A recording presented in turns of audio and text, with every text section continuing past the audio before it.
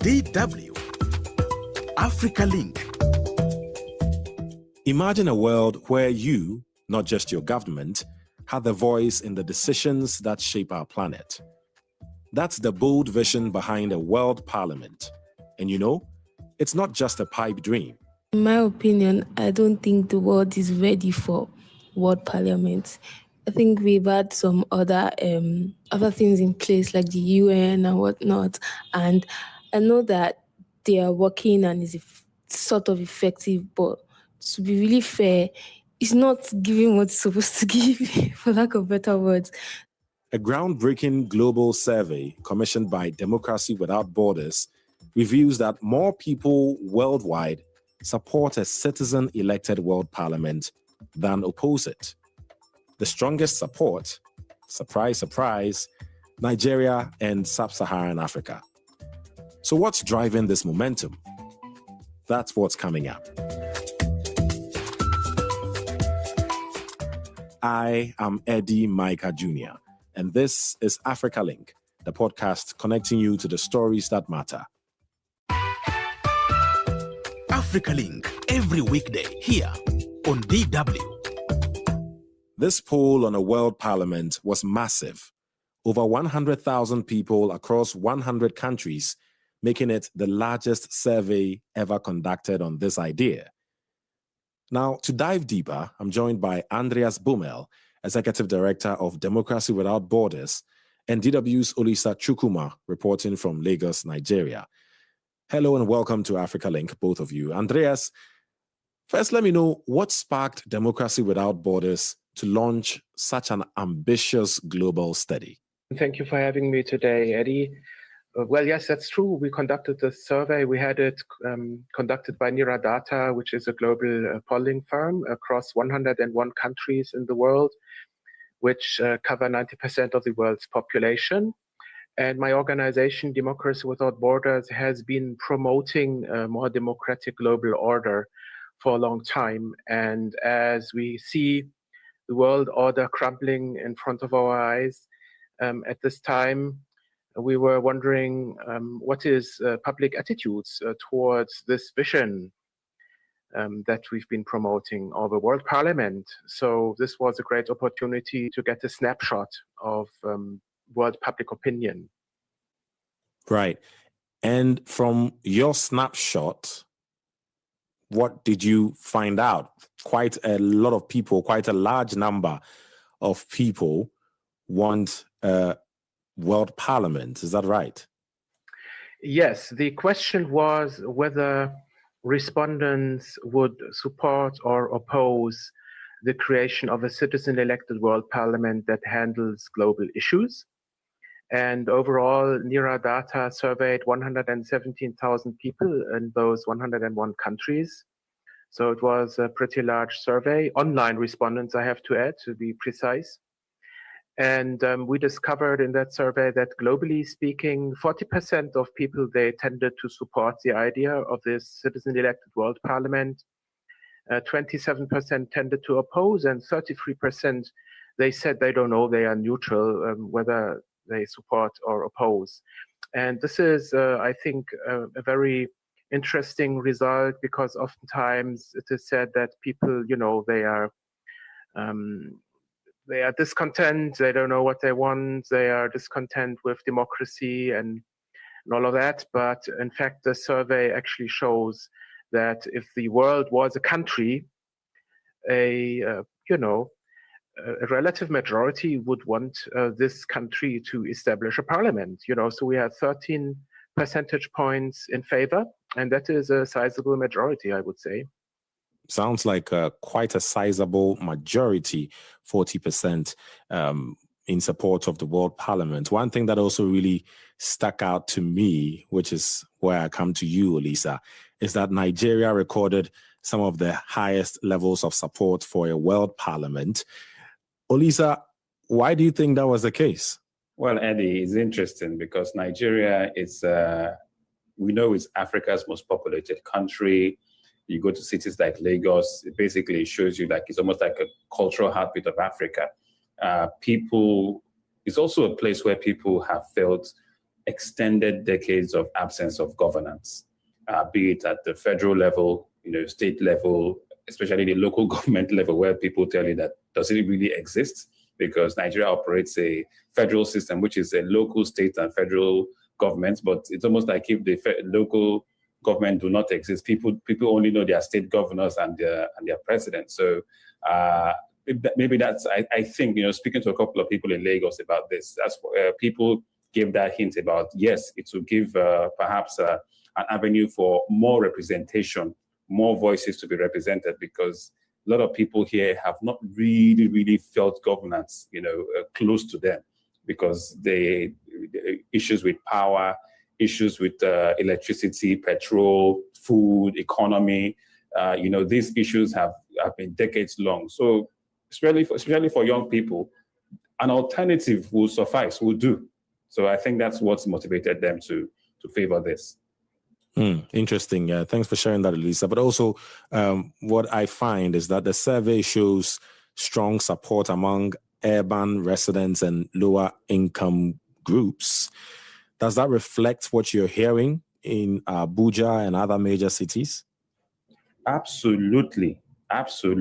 Urban areas like Lagos, even Abuja, and even these lower areas. That's where you have, because this is where you have clusters of people who want to see amenities, who see themselves like, okay, with the age of social media, especially for young people, especially I have to say this, Eddie, they see cities like New York, Chicago, London, elsewhere, and they know their own urban jungle is nowhere next to that. So they want something better. They would opt for something better if that were be the case for them. Right.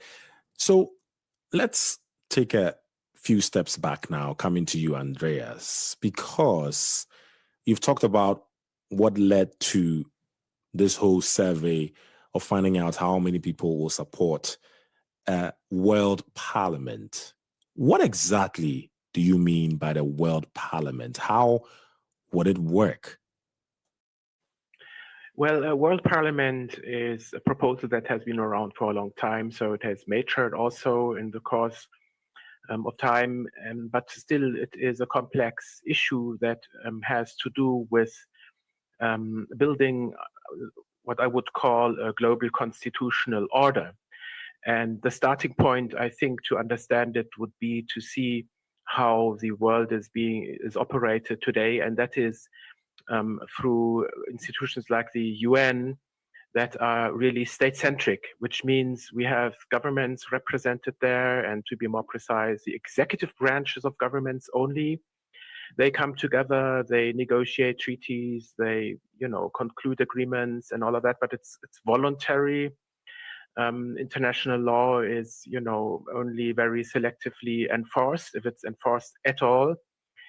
So we are, I would characterize the order that we have today like it's anarchic. There are layers and layers of institutions and bodies on top of that anarchic order. But we can see just now how these layers, they quickly vanish and people are left on their own. And if we get back to the idea of a world parliament, that would be embedded into a system of world law.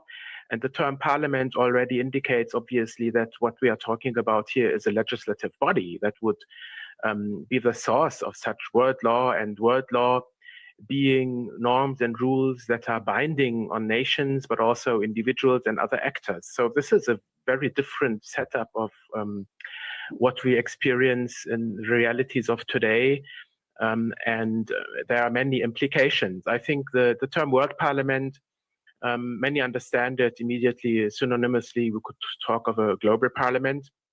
But like I say, there are many complexities, just as you can see very different government setups at the nation-state level, many different, the level of detail, many different possibilities exist as to how a global parliament could be functioning.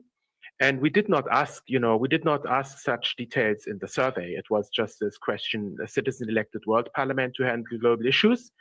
So I think, okay. So it's interesting all that you're saying. So I'm just really trying to break it down for people to understand what does it mean when you talk about a citizen-elected world parliament.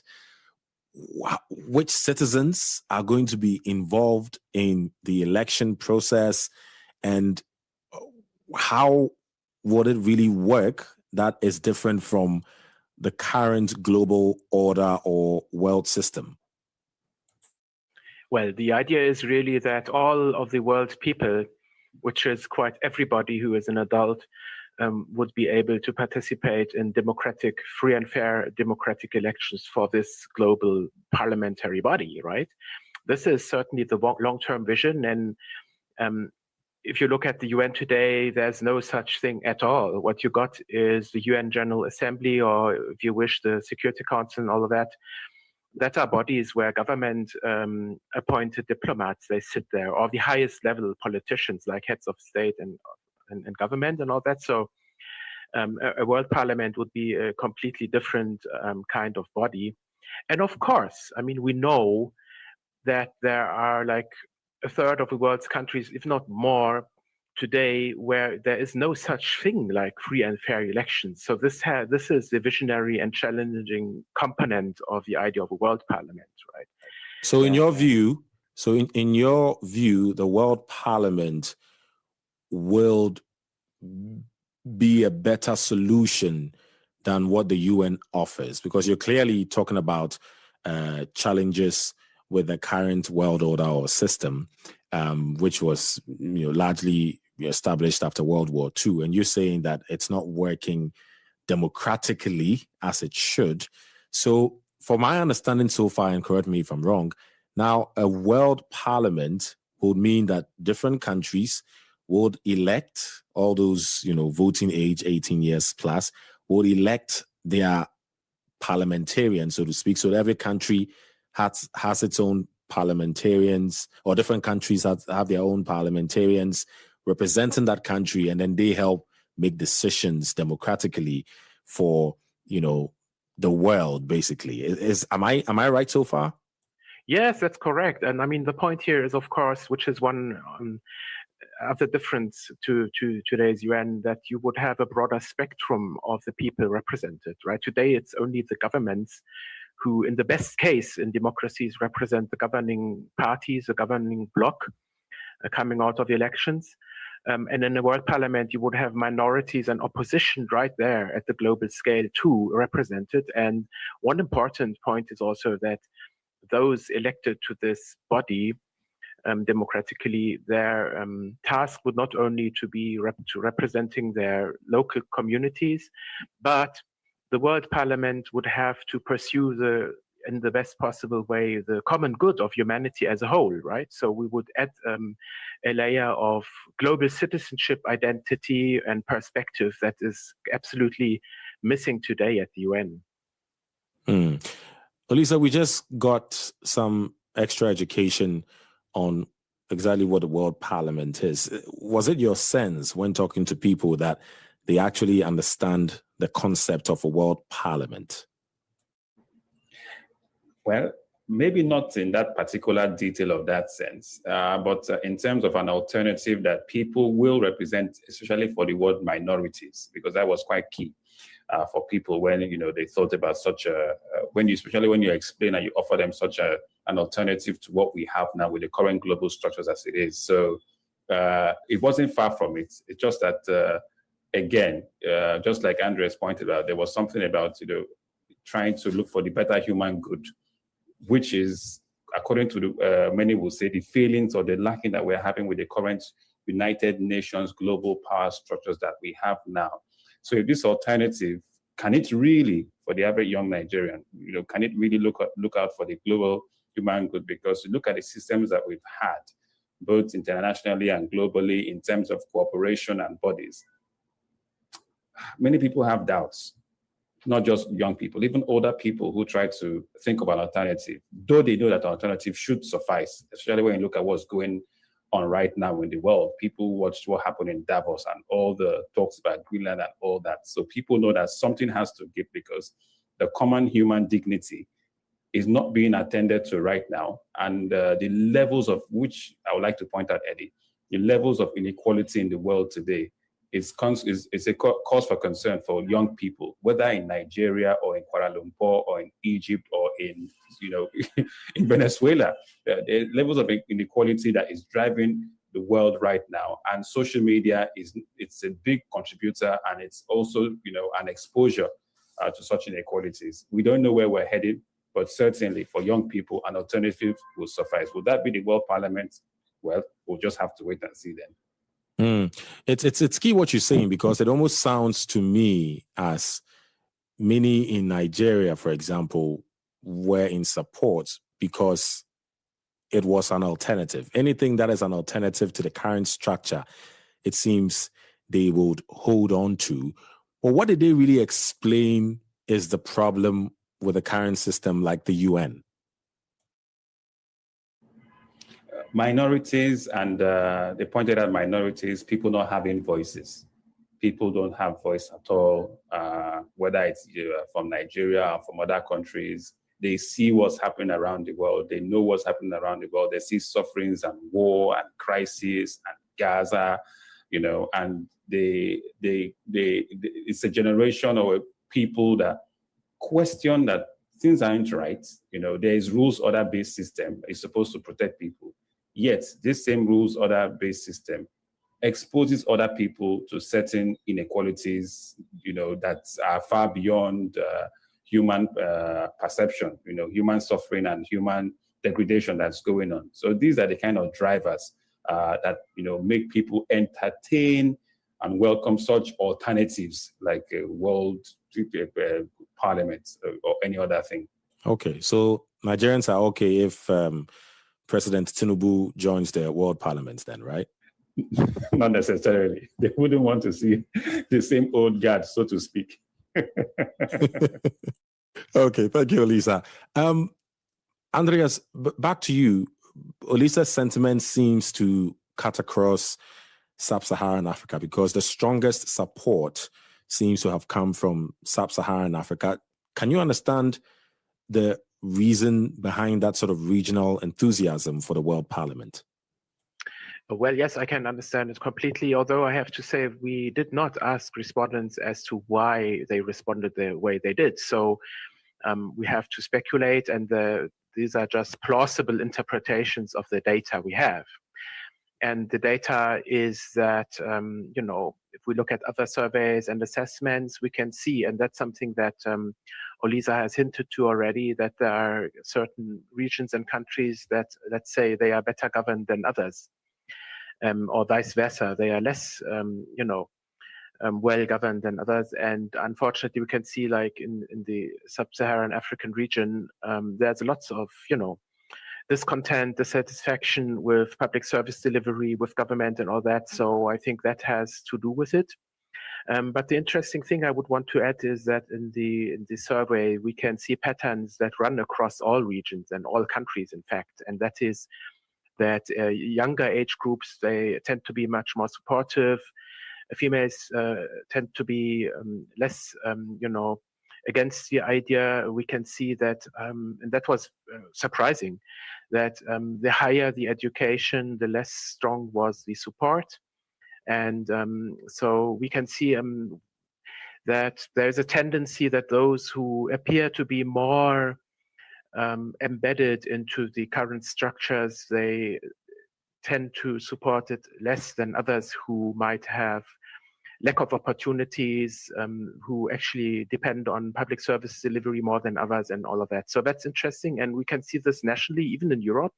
We have the same patterns, but then we have it cross-regionally as well, right? So in Sub-Saharan Africa, the net support is 23 percentage points, which is the largest support regionally in the world. But in Europe, it's still 6 percentage points, which is much less, but still we got a little bit, regionally speaking, a little bit of a majority there. So it's interesting to see that in almost all countries, we have the same pattern, which means those who identify as being part of an ethnic minority, those who have less education, less income, they are more supportive than others. And finally, just one more element here that we have to consider. A large share of people, which I mentioned at the beginning, 33%, they they said they don't know. They neither support it nor oppose it. And this is also, I think, very interesting to see that there's a large space of people who have not yet made up their mind. And in view of what we can observe in some countries, okay, let's name it, like the United States, there's polarization and nationalism and all of that. We could have expected more opposition there. So there's more openness than we have thought. Right. Okay. Again, for those listening, assuming I have gotten it right, a world parliament is basically an alternative to the current international system. So it's not necessarily going to influence what happens locally. So different countries will still elect their leaders, and the leaders will be, dealing with issues in their own countries, but also contribute to the international stage, except that the difference would be, instead of dealing with the UN, which many would say has had a lot of shortcomings or shortfalls, that a world parliament will be more democratic and not put power in the hands of a few. Am I sounding correct, Andreas? Looks like I'm an expert of the world parliament now. That's right. You got it right. That's true. We don't want a body here that is, dictating local and national matters top down. I think we want a body, and Olisa alluded to that, a body that reflects global solidarity and empathy and a global, citizen perspective. That's what we want. Well, look, I think something deserves to be given the chance. And so while I agree that, with what both of you are saying, that this is obviously a work in progress, as Andreas he said, it still needs a lot to be ironed out, and it's not a perfect system, and a lot of changes are needed for it to work out ideally, because the ideal system of the UN is what is not working now. As just like Olisa said, the system has been corrupted by the powerful ones, and this is Olisa's concern. I just wonder how to go around that sort of concern, because humans will always be humans. But I'll leave you 30 seconds with the final words, Andrea, to wrap this up. Well, just to say that I think the survey shows a lot of people, they are open, a lot of people, they are supportive, and now is really a time, as the world order crumbles in front of our eyes, that we sort out how such an alternative can be put on track. And that is possible even now under the UN's conditions through the creation of a UN Parliamentary Assembly, but that might be an issue for a different show. Right. Hopefully, when we're ready for that show, we will call on you and you will answer, as always. Thank you very much. Andreas Bummel, Executive Director of Democracy Without Borders, and DW's Olisa Chukwuma in Lagos, Nigeria. Thank you both very much. Now, as they say, timing is everything. The post-1945 world order seems to be cracking under pressure. Wars are multiplying, climate action is stalling, inequality is deepening, and authoritarianism is surging. For many, a world parliament isn't just an idea. It's about taking away the control of globalization from governments and elites and putting it in the hands of everyday people. Okay, so basically, I think we should actually have World Parliament a representation of minorities that do not feel well represented, and countries that do not have the same level of political, military strength as first world countries, second world countries, and, really to stop the bullying, and also to let go of some of the post-war policies that no longer serve countries, that no longer serve economies of nations. And in my opinion, I don't think the world is ready for world parliament. I think we've had the UN and whatnot, and I know that they are working and is sort of effective, but to be really fair, it's not giving what it's supposed to give, for lack of better words. So I'm not sure. It's going to take a lot for the world in general, for every single person to come together to achieve world parliament. But critics aren't holding back. How would representation actually work? By population, region, or some hybrid? I don't know. Also, how do you prevent powerful nations from calling all the shots? And here's the big one. How do you create a global body without trampling on national sovereignty or clashing with vastly different political systems? The questions far outnumber the answers. So what do you think? Share your thoughts on Facebook at DW Africa. Catch us on Spotify or wherever you get your podcasts. And subscribe to our DW Africa YouTube channel so you never miss an episode. This show was co-produced and edited by Isaac Mugabe. And I am Eddy Micah Jr. Thanks for listening.